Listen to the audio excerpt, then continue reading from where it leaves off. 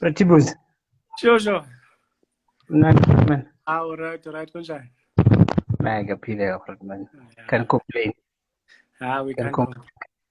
complain. Yeah. I see lockdown. Kulis in chep. Hey, good Ralph, yo. Rough there. Good Ralph. Ish. Yeah. It was how are things during this lockdown for you? Are you surviving? Is it difficult? It's time, time needed. I think it's surviving, um, because get to catch up on a lot of things that you missed out, family and Yeah. all stuff. So yeah, so And, it it came in a different way, but welcomed. it's okay. And most people are like complaining that it's very difficult for them to be at home because it's affecting them like mentally and stuff like that. And on your side, how are you channeling your energies and making sure that you overcome that whole mental thing that's happening? Just so many things. Just before the lockdown, we managed to get a puppy, so it's keeping me busy, and yeah, it's so many things that you have to reading, catching up on a lot of knowledge. Yeah, Um, yeah, and of course spending time mostly with family, but you need your alone time now and then. yeah. So on your side, you would say it's more of a self-reflection that you've been doing all this time. Okay. Yeah, no, definitely. Mm. Okay. I'm not gonna waste any time. I'm gonna go straight into it. You from Neisner. I'm sure you played for Neisner Black Bafana Yeah, um, teams that side. Tell us, tell us about you growing up in Neisner. How was it like? Because most people, I think, they know Neisner is a tourist destination. yeah. It's quite different than this side, I think, Hmm. because there's not much. Everyone knows everyone, and it's a small town. So even the region itself, Garden Road, Lennox Bactella, them we met when we were still kids, when we used to play against schools, George against Nice and stuff. Yeah, It's a small town. So yeah, I think it gave me also a foundation to be humble and calm and yeah, all of those things because of the small town. And Nice Nabafana is the soccer team is my dad's team. So yeah, so seriously. it's I grew up. Yeah, I grew up in the team. Yeah, Yeah, what happened to the team, by the way? Is it still around? Or... they sold the status in the Vodacom League. Is it Vodacom League still? Vodacom League and went back to Castle. Okay. Uh, I think now they playing local league. Things went bad. Mm. And in terms of the talent that's there in Neisner, if you were to look at it, how would you say they fare when it comes to other townships around the country? It's like any other township. I think it's raw talent because there's no academies, there's no proper coaching. It's just the natural talent. Mhm. So it's still raw. So it needs some coaching like we did as well. We got Yeah. some, yeah. And yeah, you will find like any other township, you will find those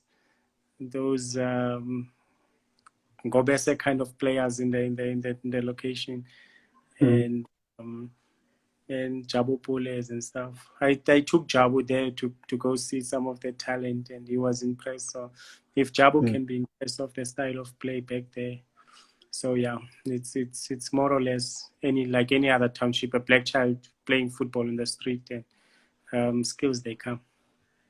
Yeah, because I also remember, I think it was a year or two, I was in Neisner with friends. There's a ground on the end when as you're going up on the N2 and then you go to Ekasi. There's a ground down there. There were two high schools playing Kemutepe tournament, and the type of talent that we saw there, it was something else, and it shows with you also because you're coming from there. I think Sidlala also from that side, and he's playing professional football. But then now let's move. How did you go to Bushbucks? I think I started playing for Nice Nabafana when I was still a child, and from there I went to Mother City after we played Mother City in the Vodacom League, and Bulelani Matros, who used to play for Bushbucks, was Tovi. He played with me at Black Bafana, so but he was already at Bushbucks. So, and then he recommended me to Professor Nkubane. So I went for the trials, and it all went out very well. But there's a part that you're not telling us about the trials. But there were more than 300 people trialing, and you're the only one that made it. Yeah, they were like, I think they came with a number of around 700. And it was myself and another left back called Sipomade, who played for Bushbucks as well. So we were the ones who were selected from PE. Yeah, he's from PE. So we were the only two that were selected from the 700 or so plus. Yeah, and I must tell you, I was also one of those trialists there at Bunkers Hill Stadium. At Bunkers Hills, yeah. When I got there, I wanted to play centre back, and then after seeing the players that are in the first team, the Mpofus, the Bulela, Tambu, Umlani, Mama, I said, no, I'm just gonna play midfield here because the numbers at the back, they are not gonna work out. Yeah, I mean, I was there. I remember it was during the week, Bunkers Hill, big round. There's a lot of people trialing there. It was hectic. But yeah. There's a message from Mike Champ official. Says, "Hi, Tibos. How are you doing, brother, from your Champ?" I know I'm good, Champ. Mike, yeah, I know I'm good. Can't complain. Hope you're well as well and safe. Yeah, and also SV1929. Saying, wow, what a defender. I remember the day he locked Manqobangwe. Bushbucks days. Yeah. Take us through your time at Bushbucks in East London, playing there in the team and also the team getting relegated. How was your stay at Bushbucks? It was quick. It was swift. It was a tough time. I think I had something like 4 or 5 coaches in one season, so it was really tough. I only started playing during the second half of the season when Emodi from Nigeria he took over from, I think, Nigel Dixon. And that's when I started playing. It was not an easy time because Bushbucks, it was not as professional. When I've seen after I've played for SuperSport, I saw professionalism, but then that's all I knew, and it was tough in a sense that you were not sure when you're gonna get paid, and then the date that you had signed on the contract or a couple of days after, and it was not easy, but the people, the relationships that I built from that team, it was there. It was really great foundation. I still keep those relationships now. And you had characters in the team, guys like Manelisi Komoshe, Edmo, Tauya, Pumlani Mama, and the life there in East London, especially because the club was in Southern Road. How was it like for you adjusting, moving away from Nice now you're in East London, and that very, very small place called Southern Road? How was it like? You forgot the names like Thabo, Tando Mngomeni, and Mbambo. Those were the guys that were coming from Joburg. And there was also Mazibuko. So those guys, they lived a different life than the guys from the province. Yeah. I remember I left after getting there, maybe like after 2 months. I left Southern Hood. I went to Quickney. I went to stay. I stayed from Bay to West. I suddenly from bed to the game rest. was I couldn't I couldn't focus there. So it was that place doesn't sleep. So I just left. I went to Quickney because at least it was quiet there. Mm, mm, mm. And what memories you have of East London and also playing for Bushbucks, your first game playing for Bushbucks? Phew. First game was against Cosmos and it was an away game. Mm, Um, yeah, we used to camp with Nice Number Fana back then, but not the same. You know, when you go to a hotel and you are camping properly and mm, you, because we were gonna play Cosmos on a Saturday and play, go to Free State on a Wednesday and play there. So we didn't go back to East London. We just stayed in Joburg and went straight to Free State with a bus. But that game, Cosmos game, was really, and the team was already in the bottom of the log. So we won both games, and those were my first two games in the PSL. And yeah, after coming back to East London, everyone really wanted to see what we did differently from the games we were playing before. And mm. I never back, and the coach believed in me, and I was playing as a sweeper, so it was more of a let Pumlani Mama defend, and Buiselo Sambo also. They were men on marking. I was sweeping. So it was really a great experience. I think the moment that I'll never forget, of course, is taking away the cup from Orlando Pirates. Uh, my dad is a deep Pirates fan. So it was tough. The conversation afterwards was hard. Did he forgive you for doing that? No, he loves me. So he had no choice. He had to be happy for me and the way the career really he was going. And he was happy, but at the same time was disappointed with his players. Mm. Pirates players. They tried their best though. Yeah, yeah. Did you feel at the end of the season that maybe you guys let down the people of East London when the team got relegated and some of you guys left the team? Yeah, of course. Um, you can see now with Chipper how the stadiums really they fill up Mm, this in Sesa, or even when we were playing at Upside, it was always packed. So you really feel bad for that, for taking that away from the people of East London. But at the same time, what was happening behind closed doors was more what really killed us. It was things like what I said, the payments and the fighting between the directors and stuff. And there yeah. was lot happening, and they tried to make us focus on the game, but you were always worried about your future. And as much as you are trying to do your best on the field, there's too many things happening around you. And players, I think they were not focused. People were thinking of what are they going to do after because the liquidation thingy, we were relegated, but then the club got liquidated at the same Mm. time. So um, we knew that was coming. If we didn't stay up, we knew liquidation was coming. So it was tough to play under those conditions. Mm.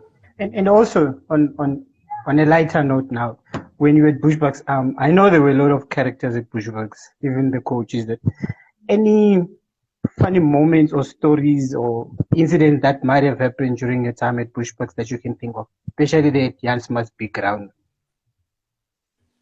Yeah. If you speak of Fisher, Fisher was one player that always kept on our toes. I think I remember one time we got arrested just before we played the game. So the management they were stressing because he was a key player for us, and Mm, um, um, so tough times like that. Funny story, I don't know. I really maybe it was Ninja Mofokeng, uh, and the way they were treating the head coach back then, Emondi. It was always there were always fights every day at Jan Smarts when we are training. There's always um, quarrels between Tando and Ninja and the coach. So one time they were chased away from training because of that. Yeah. Ish, Tando, Tando. And then you pack your bags, you move to Pretoria. you signed for SuperSport. Was SuperSport the only team that was chasing you at that time, or did you have any other offers?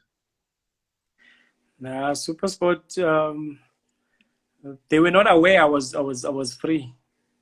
Mm, They were not aware I was free. Sundowns were chasing me. Marisburg were chasing me. Orlando Pirates. I remember having talks with people like Thabo and um, Goldfingers at Sundowns for some time. But uh, my brother asked me one question: which team do I want to go to? And after traveling so much, I went to Marisburg to go negotiate, and I spoke to some people at Sundowns, but I said I wanted to play for SuperSport because of some simple reasons. Because they had younger players, they just were buying Teko Motise back then. mm, And then they had Dane Clay, Richard Ranchi, Sponi Sokaka, so they had a really young core of the team was young, and then Ricardo Katza. So I was like, I wanted to play for Pito because he believes in youngsters and I can grow under him. And he already selected me for the Bafana camp. And yeah, I told my brother that. And then he was the one who called SuperSport basically. And they were not aware I was free. And after they had that, then they rushed to George. We had a short meeting for the contract, and I was up in Pretoria. yeah. So would you say the fact that you had a coach that believed in you was one of the reasons that made you say, you know what, I'm gonna go and join SuperSport and I want to play there instead of going to teams like Chiefs, Pirates, where there's a lot of pressure, or was it just playing? Yeah, no, you are right. I think it was more of growth Mm, because I had someone who believed in me, and I could see what he was doing with younger players. I mean, they were already household names when I got to SuperSport. So I wanted to be part of that, and yeah, and you already selected me for the national team, like I said, but that said a lot about how he sees me and he believes mm, in me, and yeah, I just jumped for the opportunity to play for SuperSport. yeah. And you speak about being part of the Bafana setup. Do you at some point, or did you at some point in your career felt like you could have played more games for Bafana, or is the fact that you saw the competition that was there and you were like, okay, those guys are good enough to do the job for the national team? Like I was doing at the team, I didn't play as much games and I would have loved Mm, for sport, and same thing. But you just give your best. Every time I got the opportunity, I gave my best. And that national team, of course, they select, and I was happy for anyone who was in the national team if they deserved it. And during my time of playing, it was really good squads in the national team, and yeah. I know no regrets for that. National team was always good. I believe we selected best players in the PSL. okay. There's a question from Siv 1929 says, tell me, Tibos, which striker opponent was giving you a headache? Besuma at Chiefs, I think, when he was at Chiefs, Mm, um, he was good at hiding the ball. It was tough to deal with him. He didn't have one of those. You find big players. The first touch the ball will go away, and he could manage to combining with Khadebe back then. Khadebe, you will be worried about the speed behind you, and Besuma, he can hold the ball. So it mm. was that combination really gave me a lot of sleepless nights. And at SuperSport, you played under Coach Pete or you played under Coach Gavin, and you won a lot of trophies there. How was it like being coached by those two gentlemen and also winning the trophies? Yeah, it was really an eye opener, of professionalism and people who are passionate about the game. I was listening to you on when you were interviewing Coach Rolani, and Hmm. yeah, it's just the passion of Pizzo, every day you are learning something. A lot of times he will ask players to coach themselves before he even gets involved. When he will stop a training session. And Kevin, he came with a different ball game in terms of how SuperSport was playing under Pizzo. And that's why the likes of Deco couldn't stay at SuperSport, because we were playing a different game where we were seen as a team that plays long balls. And it was different to adjust, but it was really also fruitful. That's why I got the medals. I think they are common thing is that they are passionate about the game, and they never want you to relax. Always want you to be on your toes and try to improve. So yeah, working with both of them, Peter and Kevin was great. I've learned a lot, and I'm still learning from them. What would you say is the difference between the two coaches, Coach Peter and Coach Kevin? Difference. I think Kevin will always play the same way with his team. Okay. He doesn't change it. Whereas Pizzo can change his team and make you play long balls, make you play short balls, make you play. It's more. He can mix it up. With Kevin, you know what you're gonna get. Even if you're playing vets, you know what you're gonna get. And with Pizzo, it depends on the players that he's got. At Sundowns, the team there allows him to just play carpet football, and the style of the brand of the team has always been Shushan and Piano. And out of all the trophies that you've won was with Amatanzanta, which one has that thing, man, and memory where you say, you know what, this trophy that I won brings a lot of memories when I talk about it? I think the MTN 8, of course, because I scored. I'm sorry, the Nedbank. The Nedbank, because I scored, yeah.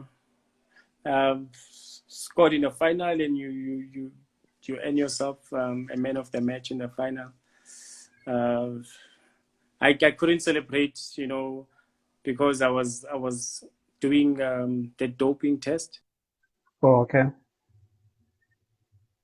I was doing the doping test, so I couldn't be part of the team and celebrate on the field. So by the time after getting my medal, I went straight to the changing room. I couldn't celebrate. And then when they came back, after all the parades and what on the field, I was still waiting to give in my the sample.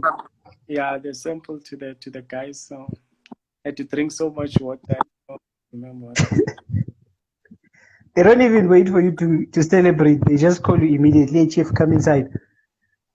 Yeah, immediately after Morgan lifted the trophy, they just said, "Come inside," because they were always behind me, walking next to me, so that I don't do anything or disappear. So just before I collected, so yeah, I was like under arrest Immediately. Now at SuperSport, SuperSport is known for youngsters that come in, go up. Some of them move overseas. I'm sure there's one youngster when he first got to train with the first team, and you were like, okay, that one is gonna be the best thing that's ever happened to South African football. Who is it? Ooh, so many talented. Yes. I think Bibo Njumayelo, when he came through differently. He came through. I think we didn't see him as the one that's gonna come through, but the first time he came to the training with us, because he was playing the juniors and we would play friendlies against them. That didn't really, we didn't see him as the one. Like there was Kamu, Mugelo Mukojo, there was Kemit, there was Ronwen Williams. But when he came through to the first team to train with us the first time, you could see the hunger from the boy, and you knew that he was going far. And yeah, unfortunately, of course, things didn't Life turn out. happened. Yeah, life happened. Yeah. And looking at you all these years that you've played football, I don't recall not even once reading something bad about you in the news or you fighting with a coach or anything. And now when you look at the players, the youngsters that came through the system and you were there, is there something that was missing or a father figure in them or in coaching or anything that made them like to move wayward in their careers? Because you have been like a top professional in your football career. Yeah, no, I've been lucky. I think I've managed to separate and to avoid things because temptations were there. Mm, Uh, you know, you needed to stay. You know, you were using your body to work, so you needed to stay out of certain areas, certain situations, and yeah, also the father figure thing. Yeah, I think every coach I've been through has been a well in terms of managing younger players. Um, I don't think they were missing a father figure. It's just that sometimes temptations they get one over you, and sometimes it's at the wrong time. It's not like I've never done anything wrong myself. It's just that maybe where I've done something wrong has been away from people who who read. You know, you put on your friends that you really trust, and when you make mistakes, you make mistakes with people that you really trust, and it's not gonna go out. You will find out sometimes people do things at their own homes with people that they trust, and then that story is out. But it's out you were there. with people that were your friends. So some friends are just wolves. Yeah, yeah. Now, after all these years you've played, what made you say, you know what, I think I'm done. My body's tired. I'm tired of waking up in the morning, going to training. What made you make that decision? I remember Gavin said um, the time you stop being excited when you wake up to go to training, that's Mm, when you stop playing. So it was not something like that for me. You know, I was still excited every time I woke up for training or for game. It's just that I've done 4 knee operations on my left knee, and on the third one, things went wrong.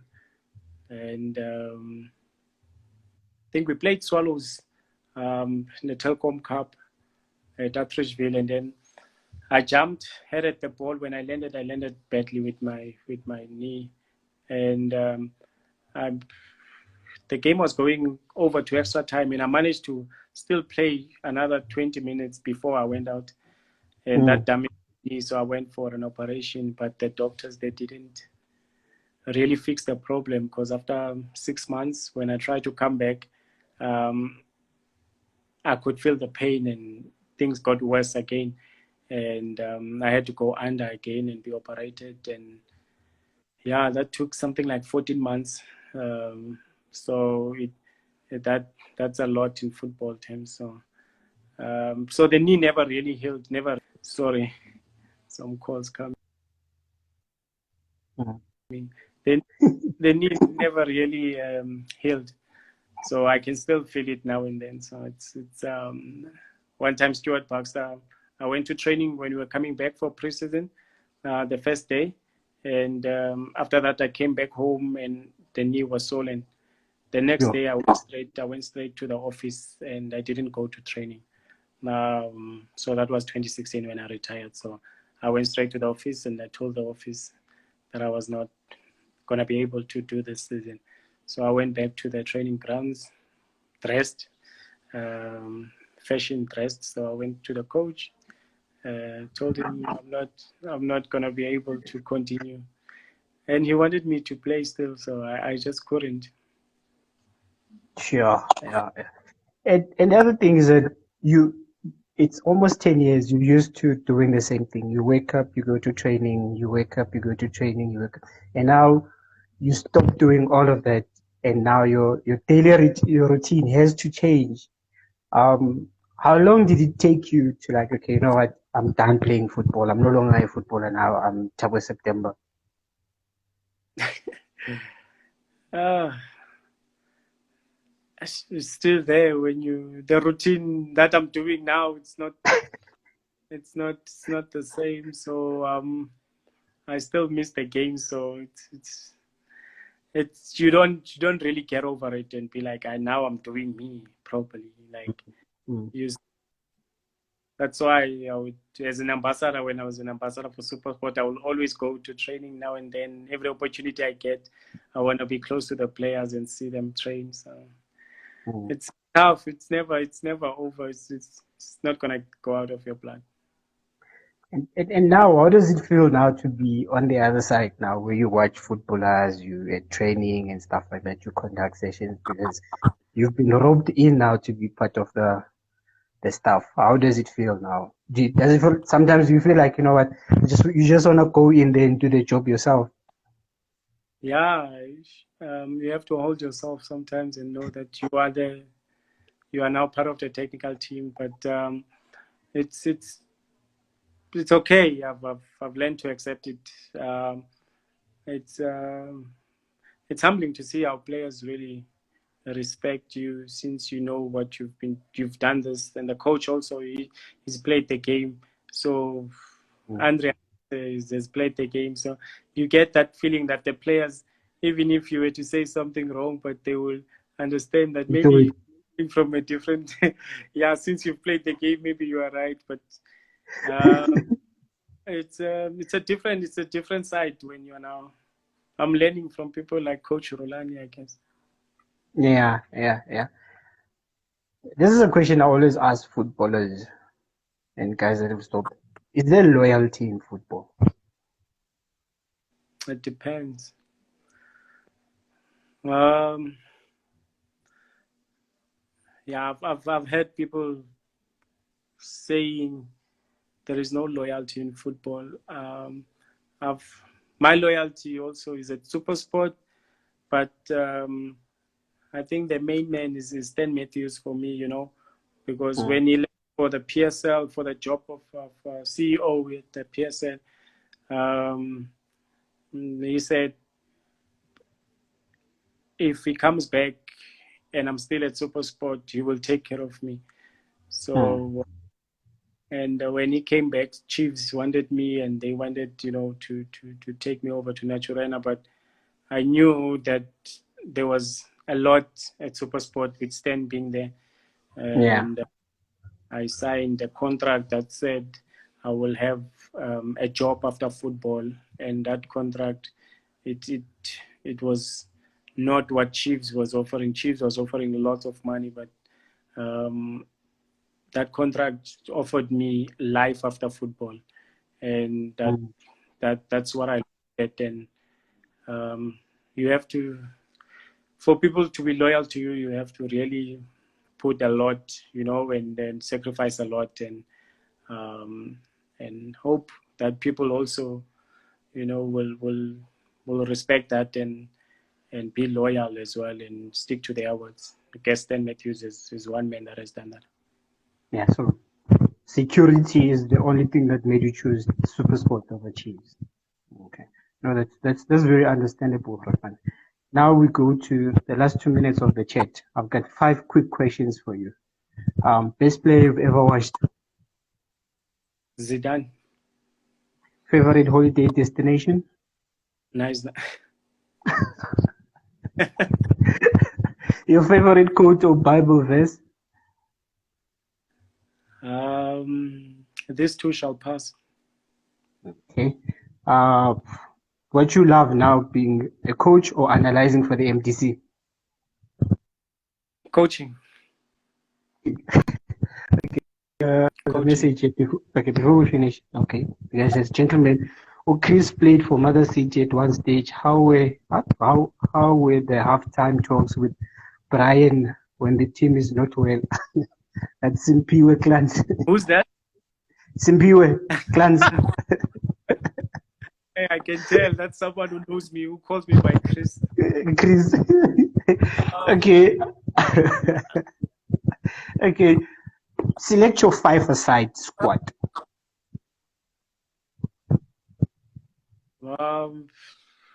Jeez. Andrea Rense. Okay. Deco in the midfield.